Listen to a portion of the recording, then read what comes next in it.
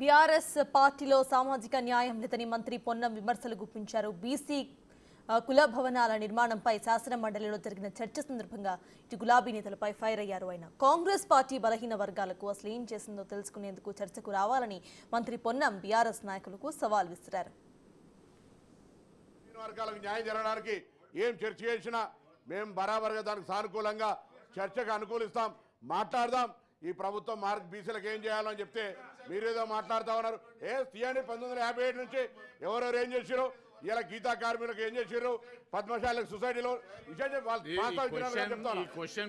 ప్రస్తావించారు. వాళ్ళు ఇవన్నీ ప్రస్తావించారు కాబట్టి నేను తీయకపోతుంటే ఎవరికి సంఘాలు ఏర్పాటు చేసినాం, ఎవరికి న్యాయం చేసినాం, కాంగ్రెస్ పార్టీ బలహీన వర్గాల వరకు ఏం చేశారు. నేను ఒక మాట అడుగుతా ఉన్నా అధ్యక్ష, రాజకీయాలు మాట్లాడతానని చెప్తా ఉన్నారు.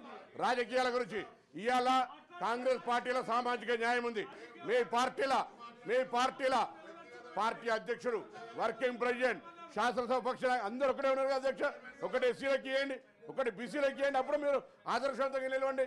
అదేం చేయకుండా ఊరికేనే మాట్లాడి ఎదుటి వాడిని కాంగ్రెస్ పార్టీని విమర్శిస్తే లేదా మా ప్రభుత్వాన్ని మాట్లాడేటువంటి పరిస్థితి మంచిది కాదు.